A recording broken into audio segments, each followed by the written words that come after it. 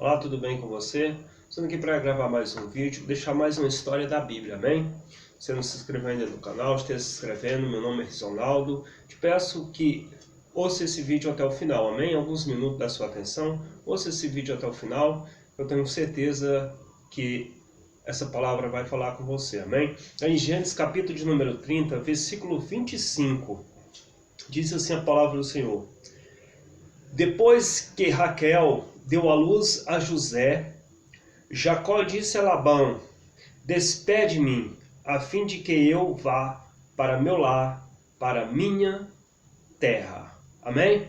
Vou falar aqui um pouco da família de Jacó, falar sobre a história de José e os filhos de Jacó.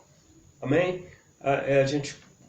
Muitos contam, falam da história de José, e eu quero aqui trazer o porquê que José é conhecido como o queridinho de Jacó. Muitos falam que Jacó ele deu um tratamento diferenciado para José.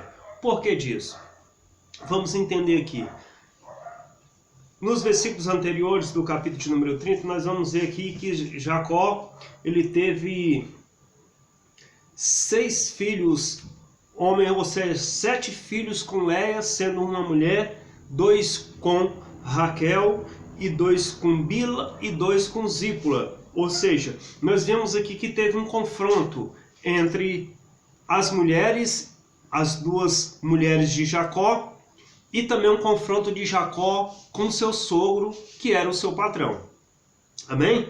A Bíblia diz que quando José nasce, Jacó ele toma uma atitude de chegar para Labão e falar que quer ir para a casa dos seus pais. Ou seja, ele quer ter um concerto agora com Deus. Por quê? Por que disso? Porque Jacó ele tinha uma promessa, ele estava com uma promessa que viera de seu pai Isaac. Isaac recebera de Abraão, ou seja, da continuidade o que Deus tinha prometido para Abraão, de ser pai de uma grande nação. Para ser pai de uma grande nação, ou seja, então ele como descendente, ele estava naquela responsabilidade. Só que a Bíblia diz que Jacó, para ele chegar até ali a terra da sua parentela, até chegar na casa do seu tio Labão, ele chegou porque ele trapaceou o seu pai, seu irmão, juntamente com sua mãe. Mesmo a sua mãe sabendo que a promessa era para Jacó. Ou seja, então Jacó ele construiu sua família, seu lar, de uma forma de trapaça. Ou seja, ele construiu seu lar, sua família, e os filhos foram criados num lar conturbado. Ou seja, ele se apaixonou por Raquel, mas ele foi trapaceado pelo seu sogro, que ele trabalhar 7 anos para se casar com Raquel, mas na hora do casamento ele se casa com Leia. E a Bíblia diz que agora ele tem que trabalhar mais 7 anos para casar também com Raquel. E aí vai aparecendo os meninos. A Bíblia diz que Raquel é estéril, a mulher qual ele ama. E ele vai ficando ali na terra do seu sogro, construindo a família. Enquanto isso ele está trapaceando o sogro trapaceando ele, e as mulheres também dentro do lar. Uma tendo filho, outra não tendo, mas ele amava que era estéril, e a outra dava filho. Ou seja, a Bíblia diz que Leia já tinha dado 4 filhos para Jacó, e Raquel era estéril. Ou seja, aí começa um conflito entre elas. Ou seja, Raquel, por ser estéril, ela pega sua serva Bila e dá para o seu marido para construir, para se tornar uma concubina, para gerar filho em nome de Raquel. A Bíblia diz que ela tem 2 filhos, ou seja, Leia, para não ficar para trás, achando que não poderia dar mais filhos a Jacó, ela também pega sua serva Zilpa e também entrega para Jacó. Ou seja, Jacó agora já está com 4 mulheres. A Bíblia diz que Zilpa também tem 2 filhos com Jacó. E a Bíblia diz que uma certa feita, o filho mais velho de Leia, ele chega na época da colheita com dragmas. Não sei o que significa isso, mas deve ser algum tipo de fruta dos judeus. E Raquel, ela interessa por aquilo e elas negociam a noite com Jacó.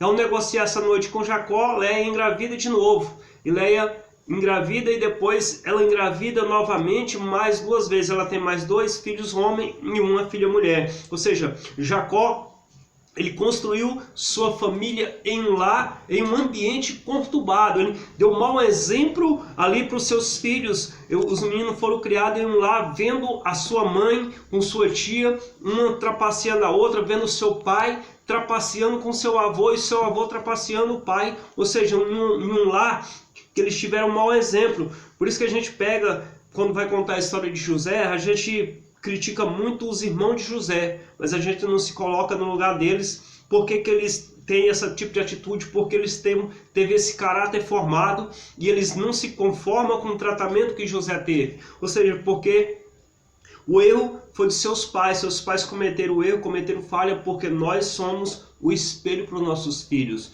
Os nossos filhos vão seguir aquilo que eles veem em nós, ou seja, um lar conturbado. E quando José nasce,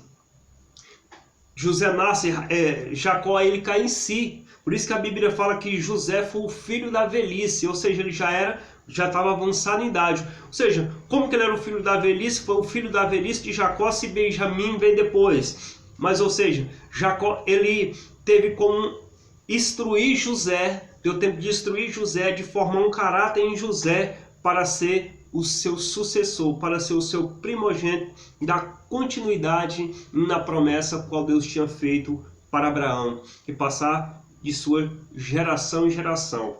Muitos até pregam e falam que a gente não deve contar os nossos sonhos para ninguém, mas os sonhos que José teve, se ele não conta para os seus irmãos, não tinha como ele ter chegado lá no Egito. Isso aí é em outra história, mais para frente eu vou estar contando, mas o que eu quero frisar aqui é que José, ele nasceu para mudar o ambiente, para mudar, transformar a família em qual ele nasceu, para transformar a família de Jacó. Ou seja, muitas das vezes nós não entendemos por que Deus me escolheu, por que Deus me chamou dentro da minha família, né?